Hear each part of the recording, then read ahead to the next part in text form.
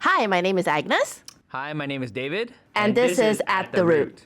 At the Root, we're about giving leaders, especially introvert leaders, a voice to their story. We are also here to share the stories of the individuals, the community organizations, and individuals that allows them to tell us their origin story, where it all started, and hence At the Root. David! Yeah, what's up? You know what? I feel like I have to explain what's going on with my bubble tea spread today. It's a nice spread though. Well, the thing is, every time we record, Yep. we just go down the street and we grab some bubble tea and you know, that's kind of like our thing now every time we record. So I figured today, I did some research Okay. on what does your favorite bubble tea say about you. Now I'm nervous. Okay? So pick one from my spread and then I'll tell you what it says about you. Okay. I might have to go for one that's new one. It's caught my eye. The ube and matcha.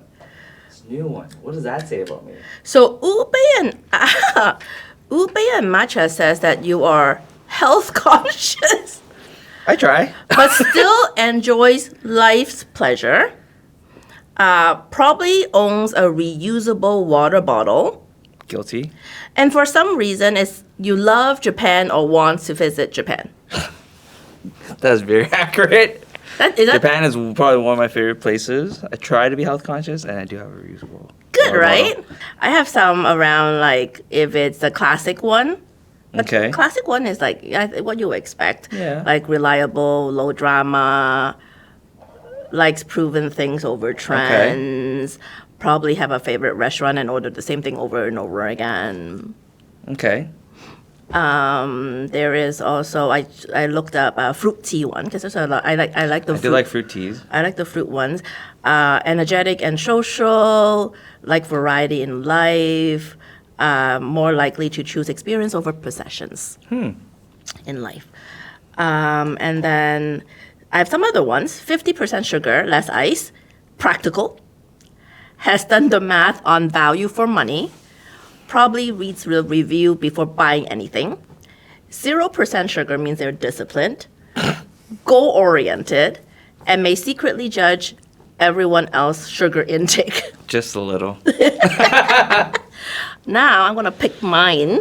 I have to say I'm really excited to try this new Ube line. ube line from Chatime.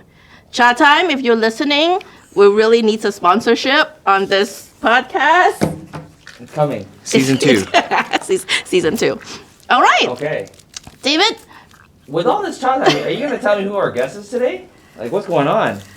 What do you think? What do you I'm think? going to guess it's someone from Chatime. Yeah, you know what? If I tell you that we're not fanboying over Chatime, I'll be crazy.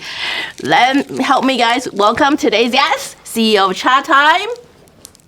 Hi, everyone. Tell us about yourself, Trinh. Wait, before there, tell us what Oh you're yeah, that's true. drinking. Which one are you picking? Oh gosh, that's an easy one for me. It's I see a variety. Thank you for this. Definitely, it's the Matcha Zen Trio, which is right in front of me here. This one here. And what does that say, Agnes? Yeah. Well, now I'm curious. Yeah, what it does says the about Matcha me. Zen Trio say? I actually didn't look up that one. Because I'm politically correct and I don't want to offend my guests. So I knew her favorite was that. That's So you didn't want to look it up? Yeah. It's funny what the things that you said about the other combinations. I think you're pretty accurate. It But was I am very very I'm loving this new ube drink though. It It's is a smoothie. Anyway, cheers. very different. Ooh. Cheers, man, guys. Cheers. Thanks for having me on the show. Thank you for coming. Appreciate it. Thank you for coming. So let's make it a little bit more casual with our chat time in hand. I know you have a background in like what I would think most people would look at your career profile and think it's just a dream come true. Like it is the brand that you rep from like Harry Rosen to Tim Hortons. Like it's just where most people want to be, and now you're at Chatime. No, tell us a little bit about that journey, and what does that look like because it looks like a very intentional career path. It's brilliant. Tell us about that. Yeah. I mean, I guess thanks for the question. And it's interesting because I do get asked this question quite often. And I actually can't say that it was unintentional. It's actually, there's obviously, with anything in life, there are things that are surprising to you and choices that you have to make based on things that come at you that you don't expect. But I would say I'm a pretty intentional person. When you talked about zero sugar, I'm a zero sugar kind of person and quite disciplined. Although I wouldn't say I always thought about myself that way or realized that I was intentional, but I could tell you my first job let me back up. Like wasn't born in Canada. I've been here since I was 4. And so I always say to people, like, I've had the best of both worlds. Right? I live in Canada. I get to experience everything. Someone in a first world Western society gets to experience. And I'm also of Asian descent. My dad's from China. My mom and dad lived in Vietnam. That's where I was born. And so when people ask me how I identify, I say I'm Chinese Canadian, or I'm Chinese, or I'm Canadian, right? I'm both. And I shouldn't say or and, right? But growing up, I always knew I was going to university. That's probably pretty typical of most Asian kids. I'm like, we're all smiling because we all know what that means, right? There was never an expectation otherwise, but I was always going. So that was intentional. Always worked towards that goal. In terms of career path, like I always knew I was going to go into business or math or something like that. And when I graduated, I was offered a role in CPG. And I was offered a role at a tech company. It was a Canadian tech company. And I intentionally chose to go to this Canadian tech company because I love technology. And it was a global company. And maybe more importantly, I really connected with the people. I'd done like a summer intern for this company. And I went with my gut. So I think to me, being intentional also is like following your gut. And my gut said, go with the people who support you, go with the culture and the environment that you feel like you can thrive in. So that's where I started. And then, of course, like I said, there are always like kind of some detours here and there. But then I got some really great advice from one of my early mentors that was she was watching me kind of figure out what I wanted to do next. And I was like, she said, make a list of the things that you're passionate about. Make a list of the things that excite you when you talk about it, when you experience it, and then think about the brands associated with those things that you're passionate about. Cool. And go after those. Don't wait for those opportunities to come to you. Go and apply at those places, at those organizations. Use LinkedIn and find people, connect with them. Yeah. And be bold about that, and you will find your intent. So that really stuck with me, and I was so lucky that happened early on in my career, which is why I've ended up in food, media and entertainment, back in food. Obviously, I love food. I love. Don't we all? We do. And I love retail, and I love how those sectors work. So it's been somewhat intentional, but of course, the journey itself, there's been lots of detours along the way. And you took, when I look at you like a master marketer. Although you're so good with branding, you're so good with turning a brand around and reinventing it to give it new life. And I don't know if that's something you learn at school. So how do you pick up those intuition that make you who you are today? That's interesting. Well, first, I love marketing. And I don't just mean like advertising and not just creative and not just one aspect of it. I love all of marketing. I love bringing things to people to talk about, whether it's a service or a product. Mostly I've worked in product, but I've worked in non-tangible sectors like media and entertainment as well. But I love like I said earlier about following your passions and understanding what those passions are, I love talking about those things. Like I could talk to you about food all day. I could talk to you about how we make our drinks all day. I could talk to you about what goes in it. Yeah. You know, like all the variations, combinations, permutations. Like I can nerd out about that stuff. I can nerd out to you about media and entertainment and like TV shows. I could nerd out about fashion. And so for me as a marketer, I guess maybe it was a little bit of intent, but also a lot of luck as well, to be able to be at these brands and companies where I really enjoy talking about them. And I do believe, you know, you're born with certain skills and traits that are just innate to who you are. They're just, you're just good at certain things. You know, when you see people and you're like, wow, they're just really good at that sport or that instrument or marketing, to your question here. And I think it's just because I'm really excited about getting to know people. I've realized over the years, like one of the things that really motivates me is meeting new people. Like when I met the two of you, I'm serious, right? And getting to know you and getting to know like what motivates you and what you're about and what your stories are. Yeah. And that's marketing, right? We connect with people and we bring them what is exciting and connects to them. And then, you know, obviously we try to get them to buy lots of it. So maybe that's the Asian thing. I don't know. That's what everybody thinks. But yeah, I think it comes from just loving that connection with people. I just love how you just dropped a bit of like what Asian culture is about, right? It's like we measure everything on KPIs, right? We just do. like, you know, Yeah. because our parent expects us to, you know, put in time and then get this grade and then Yeah. do this thing in school and then, you know, measure up to what they think we should do afterwards. And, you know, brings back to some of our Asian discussion about, you know, living up to our parents' expectation. Yeah, and there's always an end goal, right? You're never doing anything for fun. And I was growing up, it was never you did it for fun. It was like you did it to get towards the end goal, whatever that is. You decide and you kind of get there. But going back to intent, I guess, at what point did the intention flip to say, I want to now come back to an Asian brand? Like, when was that? When did that switch flip for you?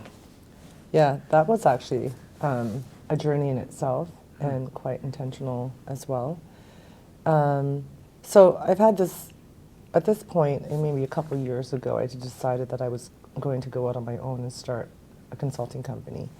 I'd also decided at that point that I really wanted to run a company, and I love marketing and I will always be a marketer, but I really wanted the opportunity to control the impact of an entire organization. And so as I was consulting with a number of different organizations, which, you know, they were all great, like I had such great clients, I realized that when I met actually the two co-founders of Chatime, that we had a lot of shared stories and a lot of shared, they're also Asian, they were born here in Canada, but we just had a lot of common stories to share. We had an instant understanding, if that makes sense, of one another and what we had gone through in maybe childhood. Because regardless of where you're born as an Asian, if you live in Canada, there is a shared experience, I believe, that we've all gone through in this last generation or two. And that was just an instant connection. And at the time, I was actually looking at other opportunities and realized something just clicked. When you ask, maybe that part was unintentional. I didn't realize that was going to click for me. Well, maybe it was in your gut. I think so. Yeah. Maybe it was. You're right. Maybe it was intuition, and maybe it was this feeling all these years that I've always been obviously connected to my culture through my parents, through my community. But you know, this was finally an opportunity to make an impact at an Asian company, and there aren't that many that are as big as we are. Yeah. From a consumer brand's perspective, that have made an impact. So I thought, wow, what a great platform to leverage all the experience and background that I have, but at an Asian company with, quite frankly, a lot of Asian staff. Yeah. And I don't think we talked about this before ever, but the three of us. But some of the conversations I was having with our co-founders was, I also really want to be able to provide mentorship and advice and my experience to. We're not just all Asian, just to be very clear. Like, we're a very diverse Yeah. group of people at Cavito Group, which is the organization that runs Chatime. And so for me, it was really about also just being able to connect with this Asian staff and help upskill them, uplift them, Yeah. and provide them with some mentorship that maybe it's just a generational thing, but hasn't existed as much in our space. So that was part of it.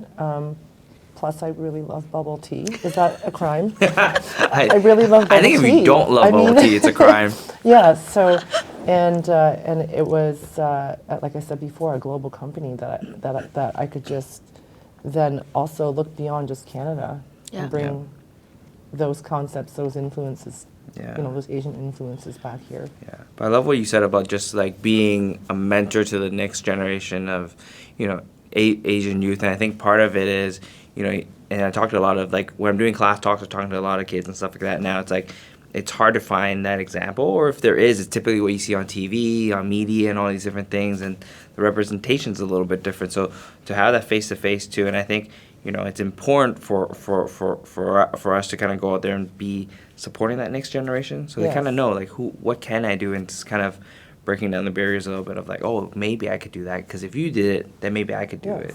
Well, my portfolio is pretty diverse currently, and has been, and so my intent isn't to be just supporting one community. For me, it's about supporting different communities, so I have a different perspective to offer.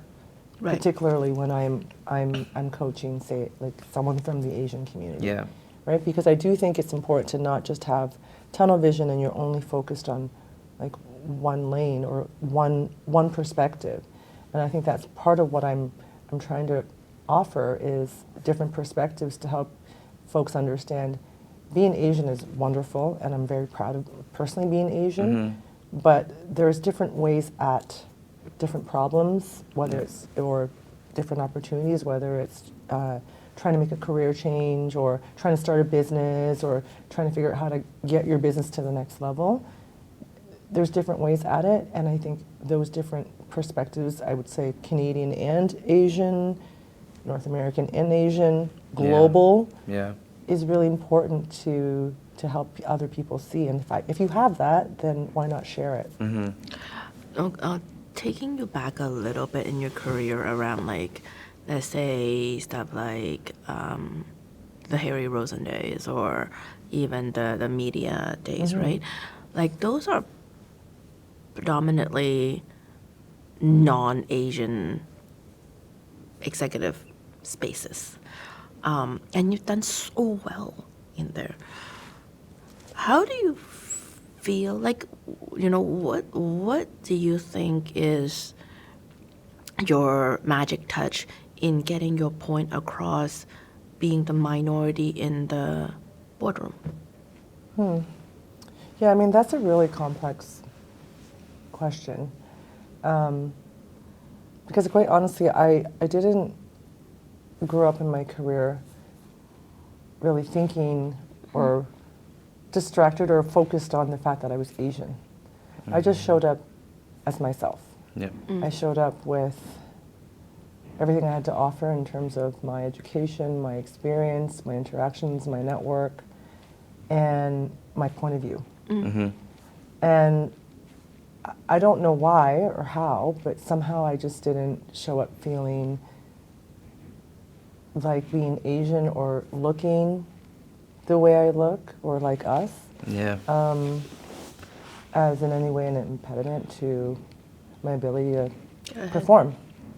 So I always believed in merit. I believed in doing the right thing, making the right choices. I believed in seeking advice from others. I worked hard to find mentors that matched my energy, that matched my ambitions, that I just really connected with. And so for the longest time, that was my approach. But that doesn't mean it was always received purely that way. I mean, I have had so many challenges where people would make comments about, I actually had someone comment about my English, and I have. Why?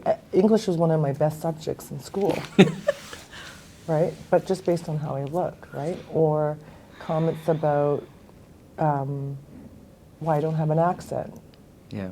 which was shocking to me. Well, that's, I actually had someone say, oh, that's interesting based on my background. We had a conversation about where I'm from, etc. Just like we are talking now about where, like our backgrounds.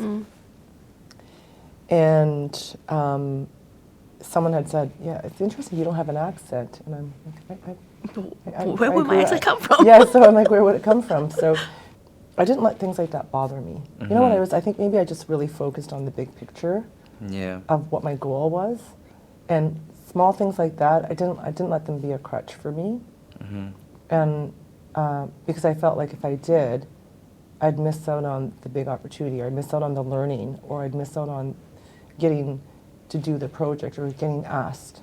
So part of it, I think, is maybe the relationship building and just realizing, and also maybe, maybe actually what it was trying to understand what was going on from other people's perspective.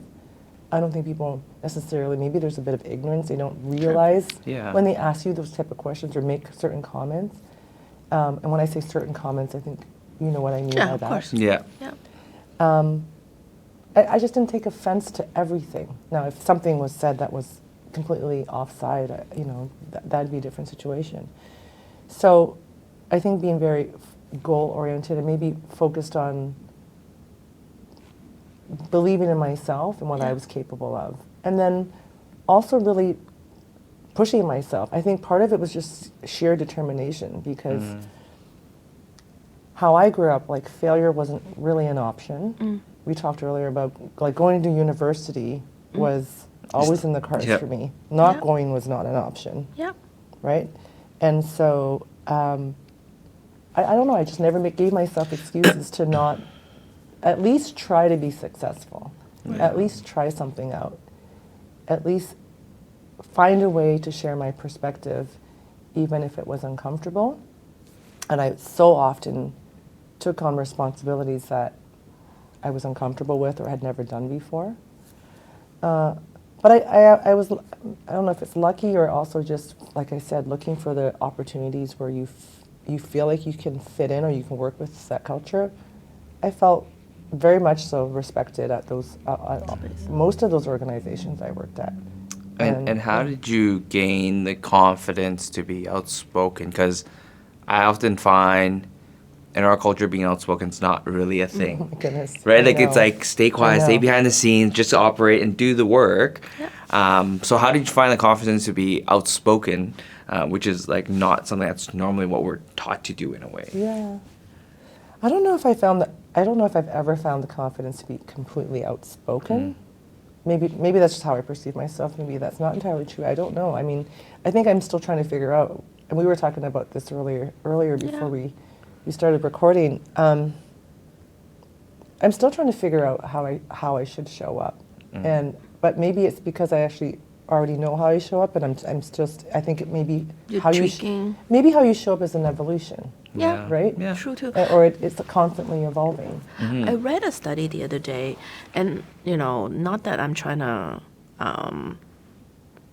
save the world or anything, but the study actually says that Asian are the first to be hired for any job, but the last to be promoted. Interesting. And it bugs yeah. me. I can see that. Yeah. It really Yeah. bugs me Yeah. because, and the article went in deep into that we're not self-promoting within the job. We get the job done, but like we just stay behind the scene, like you mentioned earlier. Not that your boss don't recognize that you have done the job, but when you're not outspoken to take the credit, then it's also easier to pass you up for a Yeah. promotion. Yep. Yep. But I think it's what you were asking me earlier, David, too, around, like, when you frame up Asians are raised and taught not to be outspoken, especially as honestly as females, that we were supposed to be soft spoken, take the back seat, don't rock the boat. Yes, Yep. don't rock the boat Goodness, is a big don't one. say anything that's going to upset anybody or cause any conflict. that is definitely how I was raised. I don't know if you're raised like that, but I was definitely raised like that. And especially around men, don't speak louder than a man in a room. I was actually taught that. I didn't know that one. I was taught that.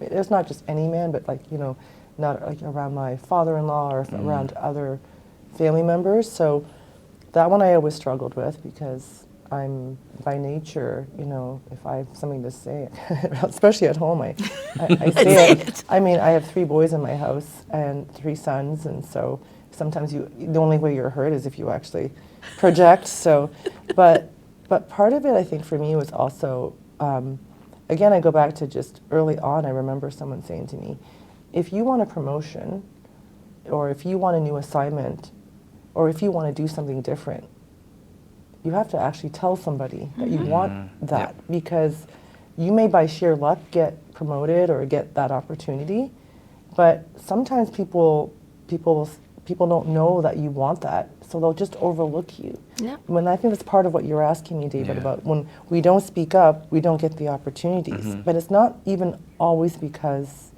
we're not capable or people don't think we can do it. It's because someone else asked for it. Someone else vocalized what they wanted. Sure. And then as a manager, and I think now about myself, you know, all these years of managing people, if someone comes to me and says, hey, Trent, I really want that opportunity, or, you know, I really want to make a switch into this different career path, or I'd like to try a different job on the team, I will help them get there. It's my responsibility as a leader. Yeah.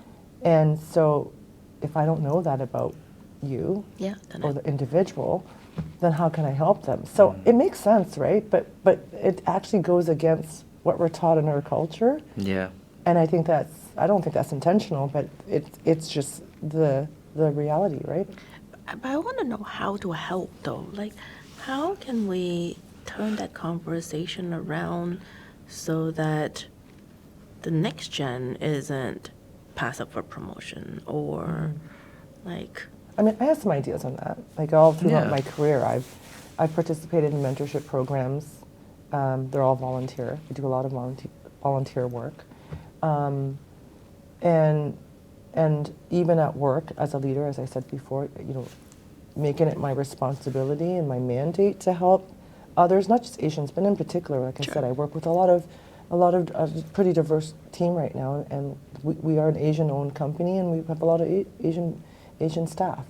And so I actually do go out of my way and try to be very conscious of spending my time there in spaces where I can make an impact and I can coach. So, like for example, if there's a mentorship program, there's lots of organizations and associations that offer two-way mentorship, because I always think that, you know, if I may be a mentor, but I also learn a lot from my mentees, and I think, you know, to me it really is a two-way relationship. And so actually putting the time out there, because I don't know how you get there if you don't spend the time thinking about it and actually putting those thoughts into action. Yeah. With Chatime on the table, do you think Asian culture is more being celebrated or consumed at the moment? Both. I think both, myself included, but I'm also, because I'm Asian, I mean, I've been consuming for my entire life. Yeah. I think both, and I think it's interesting to watch how it's being done, Yes. Yeah. right?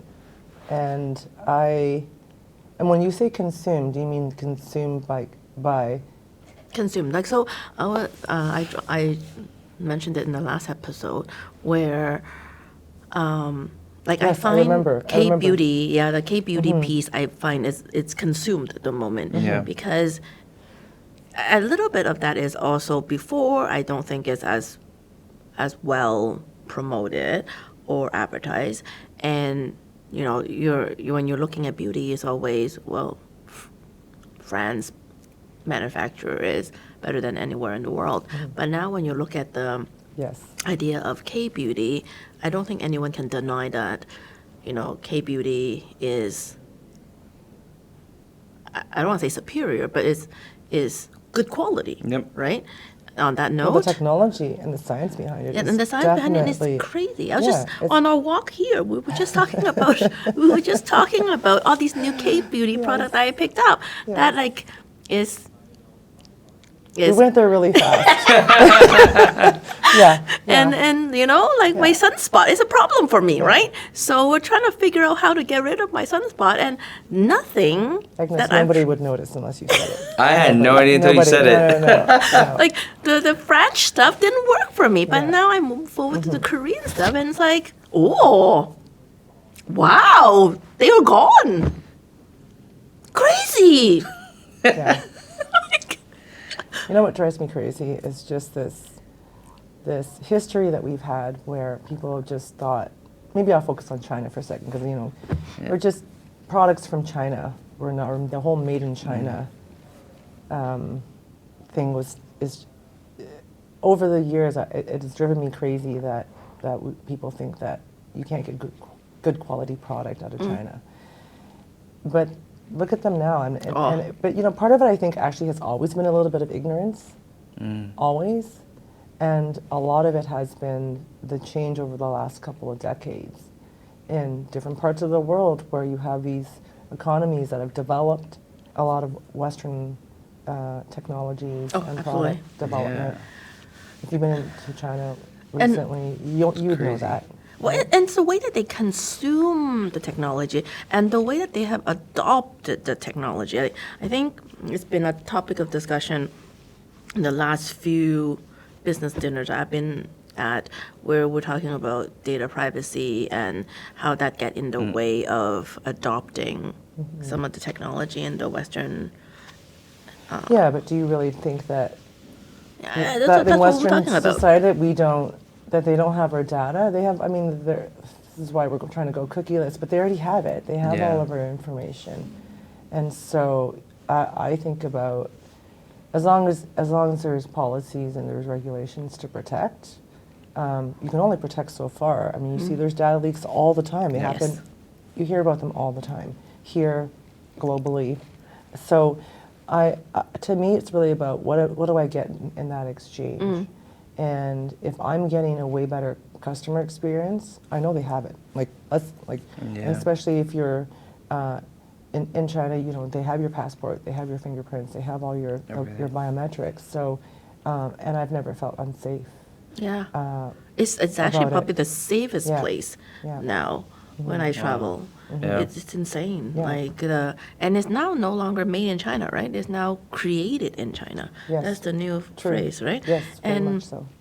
like when we're talking to other people about, you know, manufacturing overseas, you know, they were like, oh, you know, this more intricate parts of our operation is manufactured in China. The less intricate parts is Right. ABC, right?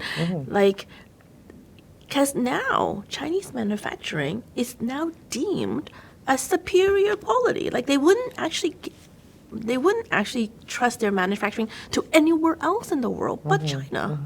Yeah. Yeah, I mean, I think it speaks to a lot of things, right? I mean, I would say, okay, maybe I'll take a sidestep and talk a little bit about personally the only times I ever get upset at home with my children is when they violated one of three things: hard work, discipline, and respect. And you have to know that comes from my culture, right? That comes from Yeah. that to me has to be attributed to being Asian, Yeah. at least from my own perspective. And think about the hard work and the discipline that has gone into just development over the last Yeah. few decades. I think that has a lot to do with it, and that culture of community and togetherness. So, if I go back to what we were talking about in terms of like consuming versus celebrating, I think you have to do both. I like to see more of both happen at the same time. And I think that there's nothing wrong. Like we're in a global economy now. So we should be mixing and matching. We should be getting the best of both worlds. And to be competitive on a global scale, you have to be the best. Should we not all be striving to develop the best product, the best quality of everything? And I mean, I don't want. It's not really about plugging Chatime, but it's sitting right in front of me, and like we put a lot of thought into the quality of the products, the consistency of execution at store, so in our SOPs, for example, and we put so much stock in how that drink is going to be experienced by a customer. Actually, most of our product is sourced from somewhere in Asia, and we're very proud of that. Yeah. But one of the things and I'm just using this as an example, we really strive to do is we try to tell the story behind like each ingredient or each product. So when we talk about ube, like, you know, we do give homage to its origins, you know, being from a flavor that's very, very popular in the Philippines. Same thing with matcha, same thing with, you know, some of our teas. And I'd like to see more of that happen across the board when we talk about consumption of Asian products, whether it's back to your point about K-beauty, or if it's a food product, or it's a clothing brand. And so as long as I think to me, as long as the history is being shared and the culture is being celebrated and educated upon, I personally am okay with it. Yeah. But it's when it's just taken Sure. and used out of context, or when it's taken and used just to,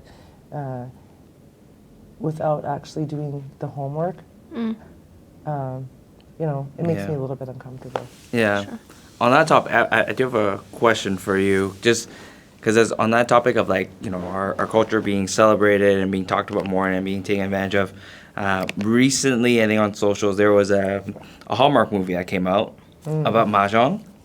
The cast was predominantly Caucasian. The tile sets they were using was Caucasian, but, you know, we know mahjong is very Asian, or even more, maybe more specifically, like a Chinese, I would say, ancient game that we've grew up on loving and knowing. How do you feel about that? Because there's two sides to it, where I see some people saying, to our earlier conversation, was like, well, we weren't doing something about it, so they did, but they turned it into kind of their version of it. And I saw, I think it was Wong Fu Production kind of do a parody of it, what their version of that would look like. How do you feel about, now that we're being celebrated, it's being brought to light, like a game like mahjong, which we grew up loving, but now it's taken a context that feels like it's not, to your point earlier, paying homage to, like, the Chinese culture or the Asian culture. How do you feel about that? Oh, honestly, a little bit mixed, because on one hand, we talked about consuming versus, you know, celebrating. And I'm proud that I'm proud that our culture is getting out there. I'm proud that people want to hear more, see more, consume more, play more, eat more of things from our culture. I want that. I mean, I'm at a bubble tea company. I want everyone to have bubble tea. Yeah. But seriously, right? And yeah, I actually have quite a few friends who are playing, like, the American version. They call it the American version of mahjong. And so I've asked them, like, what do you know about mahjong? We talk about it. So on one hand, I'm really excited because now we can have a conversation about mahjong, which maybe 10, 20 years ago, if I said, hey, do you play mahjong? They would have asked me, what are you talking about? What is mahjong, right? Even though for us it's very popular and we know it, right? I've just started playing more recently myself, and I'm learning all sorts of things. And the funny thing is, like, I kind of already knew a lot of these things and didn't realize I knew them. Isn't that funny? It's in you. It's in you. In my blood somewhere. I just didn't realize that I already knew a lot of these things, and not just in my blood, but also the influences growing up with all my aunties and around me, right? But what I don't love is when it's taken out of context, or taken, I shouldn't say out of context, taken without context. Yep. Without the context and the backdrop of where things come from. Yeah. And paying respect to where it comes from, and using, you referred to a movie, but using whichever platform we're talking about as a way to ensure that people who are consuming it understand and respect where it's coming from. Yeah, because I think that's important. Like, there's so many different nuances and cultures, even like sub-little cultures within the Asian culture. But as long as we pay homage and like kind of recognize where it's coming from, I think it's important, right? Because there's so many little nuances to all of this too. But yeah, I agree with you. Like, I like the fact that it's starting to become more of a thing. Like, I'll be honest, when I saw the Adidas jacket dropped, Oh yeah. The time. it was so nice. Yeah. It's just expensive, but it was so nice. Yeah. So even that was kind of a bit of a proud moment to be like, wow, like a major brand, a major label wants to like have clothing that resembles what. And I like that they only dropped it in Asia first. I think Agreed. that was nice because then it's showing it's a very cultural thing, and then slowly bringing it out. But having that drop first there kind of did a little bit. I don't know how much they did from a storytelling perspective, but just dropping in Asia specifically made it a thing. I was like, okay, like it's part of the Asian culture. Yeah. But you know what some of this stuff does, and I won't get into the whole jacket thing because there was some stuff about that. But whether it's right or wrong, or whether it's done properly or not, whether they did or did not respect the culture, one thing it is doing is that it's giving, I think, this is just my perspective, it's giving, 14-year-old Trin or 18-year-old Trins out there just a little bit more of a voice. Yes. And it, like, I know amongst some of my Asian friends and community, we've talked about, how it was embarrassing back in the day to bring like fried rice to school for Yes. lunch. Yep. Right? We were 'Cause talking about that with Clement. I know, and I've talked to him about that too in the past. But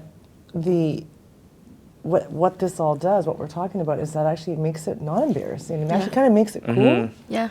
And maybe that's an unintentional, effect of all this, or impact of all this, or result. But if that's the case, then what I do is I look at that and I think, because as we know, cultures evolve over time and things evolve. So I look at that and go, here's an opportunity for me to speak to my non-Asian friend who's playing mahjong, who might have watched that movie, Sure. to say, hey, do you know where this is all coming from? Hey, let me educate you. I don't say it like that. I don't come out, overtly. But in my head, I'm thinking, this is a great opportunity for it's provided a platform. This is a great opportunity for me to share what I know. It's opened a door. So maybe looking at things from a more positive angle helps create a more positive result versus, oh, that's really negative and they disrespected us. I mean, there are obvious times in history where things do get disrespected, but in this case, I think maybe I'll look at that as an opportunity to just get my culture out there and help people be proud of it. I love that because then you're turning it into like it's about inviting people into our culture and celebrating it as like the way that we would, or helping educate them, but having them become a part of it. I think that's something. And just because there was the lack of understanding, maybe perhaps, or education in the past on other parties, doesn't mean we have to take that same approach. Yep. So, you talk about little trends. So let's go there. What would your advice now be to your 14-year-old little trend back then? It's something actually I tell my own family right now is courage, is to figure out a way to find that thing that you do that gives you courage. Maybe you just have it naturally, and so that will come to you. But sometimes I think, and when I was growing up, I really needed to search for reasons to be courageous. And I think that if I felt more, not confident, but courageous, and had the courage to go and do something, whether it was try out for a team or express a thought, I think my experience would have been a little bit different growing up, especially in high school or even in elementary school. And having the courage to speak up for myself, having the courage to ask for what I needed. I don't think I always did that as a kid. And so if I could do that over again, I would definitely try to figure out how to tell myself to find the ways to find your courage, to advocate for yourself and seek the things that you need. And I think that's really important, especially for this generation, when you have so much coming at you from a social media perspective. Everything's on your phone, and there's so many mixed messages now that if you find the courage to go and figure out what it is that you need, then I think that it'll help you sort through how to move forward and be happy in your life. So, yeah, I think it's courage. Okay. Courage. I think the courage piece is interesting because I've always, like you said, like relate the courage with confidence. But now the way that you put it, I think I understand. Courage it's a little bit like not saying no to yourself, the way that you just put it. Yeah, because I think courage comes from within. So I don't know that someone can give you courage. You have to find it from within. I think others' comments or other influences can help you with confidence. Like I get confidence when you compliment me, it gives me confidence, right? Or when I've done something, it gives me confidence to move forward. But I find courage is one of those things that you really have to ask yourself, like, and muster it up. I mean, when they say muster up your courage, I think that saying is there is because you actually have to find that courage yourself. I think that's really important, especially in our culture, where we talked earlier about not always, speaking up or being told to maybe be a little bit invisible and not rock the boat. That being courageous sometimes is it's confusing. It's actually a little bit counter to what we're taught. Absolutely. I'm gonna wrap it up. I know you love food. I know I love food. So, rapid fire. Pick one or the other. Okay? Let's start off with Italian and French cuisine. Italian or Spanish? Italian. Ooh. Italian or Mediterranean? Mediterranean. Mediterranean or Japanese? Japanese. I worry hard this one is to where we're beat. gonna. Japanese or Korean? That's hard. Korean. Oh, Korean or Chinese? Chinese. Oh, maybe this is Chinese or Vietnamese? That's a big Oh, one. I can't answer that. I can't answer that. Chinese or Thai? You're basically asking me to choose between my Your mother cultures? and my father. No, I don't think I can choose that. Chinese or Thai? Chinese or Thai? Chinese. Oh, What's your favorite Chinese dish? no, that's true. Oh, goodness. There's some that you grew up on. Yeah, I feel like it's really impossible to pick one. Like Top really. three? But Like comfort food, But kinda. for me, dumplings. Oh yeah, Oh, dumplings yeah. is everyone's Like I comfort food. you Pan can fried or most steamed? likely- no, steamed. Oh, okay. I like it pure. She's a health freak. Like you gotta ask. You can pan fry with no oil. My entire team would know it. I would have picked steamed for sure.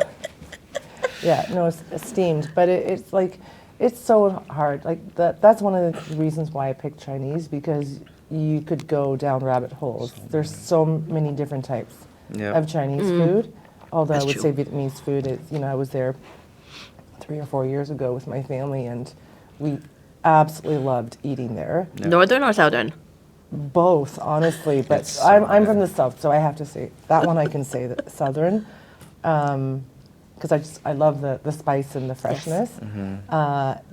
But Chinese food is there's just so many different That's true. subcultures. Yeah. So it's impossible to just lock in on one. So, but if you think about how broad and diverse it is, like I think we get a sliver, a Yeah. small Yeah. Of tiny Chinese. sliver of the cuisine that you would get in all of China here in Canada. So. Yeah. Rice or noodle? This is Oh, one yeah, I'm that's asking what we've been everyone. Okay, everyone knows that I love my white rice so Yes. much, See, I have so one. much. But if I had to pick one or the other, I would say noodles over rice. Why? I thought you were on the rice overall, team. I mean, on balance, noodles overall, because there's so many different types of noodles That's made true. from. Could I say rice noodles? Because it's both. Yeah. That's fair, So that's there's so fair. many different types of noodles that are done in so many different ways. That's true. More diverse. Oh, I need ways, more team rice. varieties. Yeah, I but haven't found one. No. but white, like a really good bowl Oh, of white rice. Because it Such goes a with luxury right everything. now. It's so Yeah. nice. I was in Vancouver 2 weeks ago, and I was with a team member, and she actually commented repeatedly about how surprised she was that I like white rice. Because you're a health freak. Because No, white rice. it's because it tastes good. Yeah, I was and gonna it's say white comforting, rice is and- not No, that it's not. healthy. That's You know why what? no, I just say that's why it's surprising because she is such a health freak, right? Oh. So it could be because white rice is seen as like it's Starchy, so it's heavy, unhealthy yeah. right now. Such a luxury. Like for Not, congee. people. not to me. Don't say that. I mean, I think it's actually really healthy, and it's so comforting. It is very It comforting. is so comforting. Yeah, it is. All right, I think we're good to wrap it up today. Trin, thank you so much. for joining us today. Thank you so much for having me. I really appreciate it. Thank you. Yeah. I feel like next time we should do it in a kitchen over like Ooh, that would be drinks and nice. cooking. Yeah. Thank you for listening to the At the Root podcast. We're super excited, and please like and subscribe. And stay tuned for the next episode.